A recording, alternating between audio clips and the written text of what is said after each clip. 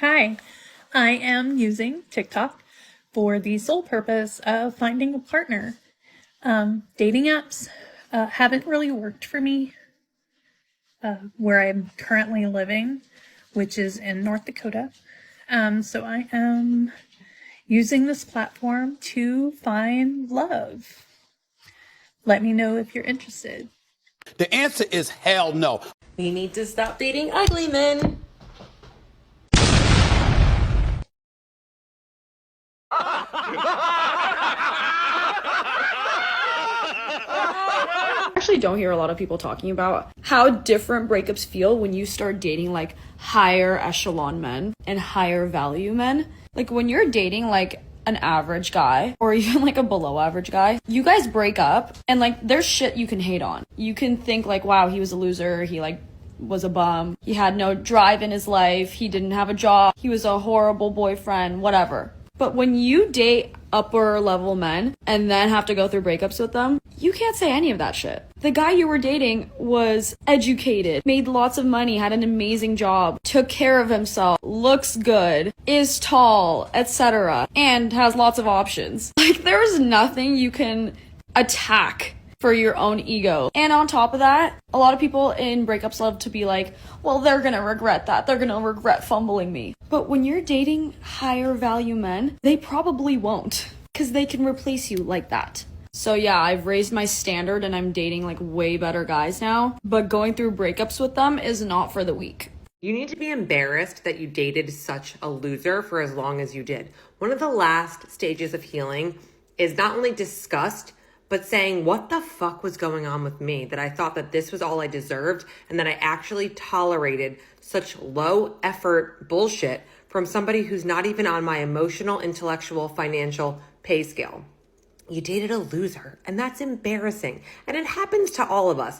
But you need to understand, baby girl, that is a direct reflection of what was going on with your standards and your self-esteem at that time. So if you're looking back and being like, that was disgusting, it was disgusting. But now we know what we'll never tolerate again. And we also know that when we date from a place of high self-worth and high standards over temporary feelings and emotions because we fell in love with the representative, you'll pick better next time. So quickly, in my 40s, I am determined to live out my life's adventure. I'm not determined to get married. I'm not determined to, well, I am determined to get married. That's what the story is about. However, just kind of determined to like just try everything that I, potentially had been holding me back because of previous situations that I won't get into now. But there was this guy that I saw on Raya, and he is like a pretty well-known film cinematographer who's done some pretty neat stuff, and I'm not going to reveal who he is. I'm going to give you the Cole's Notes version of what I did to completely humiliate myself. We've known each other for a few years. I reached out to him a few years ago and I was like, hey dude, this is me. I'm a model. I do some stuff. Want to hang out? Blah, blah, blah. Played it cool. Anyways, that fell apart. A few years later, he reached back out again. We started talking again. I don't know what happened. I was like in some sort of mode of like assertiveness. Like I am here. This is me. We're gonna make it happen. I'm manifesting. I need a husband. Anyway, we had amazing conversations, and then something happened. The conversation got kind of sexy and I felt uncomfortable, and then I went down a rabbit hole about how I'm looking for love and a husband. And I was like, I'm looking for a husband, I'm looking for a husband, I'm looking for a husband. You're not the girl for me. I can feel it within my system.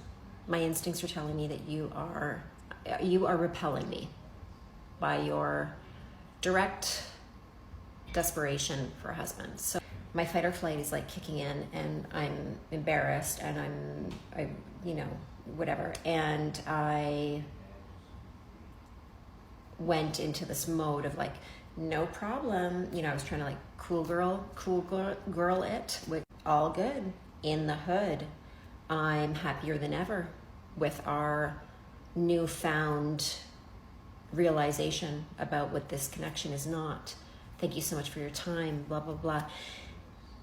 And then the next day, what I did was I sent him a selfie. And I said, forget about the husband situation. Let's just hang out casually. That's how lonely I am. She said she gets broken up with by average guys, and it doesn't hurt that much. But when she gets broken up with by high-value men, it does hurt because those men can do better than her. All this video proves is that high-value men and average men don't want her. Maybe she should start dating homeless men. She'll probably have a better chance finding a relationship there. Fat chance of that. Why is it always the below-average women trying to trash talk men about their physical appearance? She could be in a farm and get used for bacon. It does look like she was beaten with an ugly stick. This just shows how easily women will throw away their own personal rules for Chadrone. She said she was looking for a husband and to get married, but as soon as the guy said she was desperate for marriage, she was willing to throw away her criteria to get her back blown out by him. Women will always throw away their rules if they desire the guy enough. This is why it's pointless to appeal to a woman's personal criteria.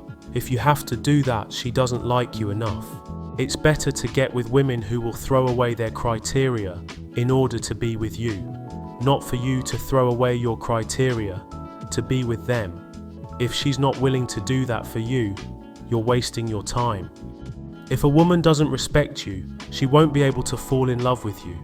In order to gain any ounce of respect, you have to respect yourself first. That means respecting your time, your energy, your values, and your morals. The simps break all of those things for women, but confident men never break their personal rules for anybody. Facts. Real men of genius.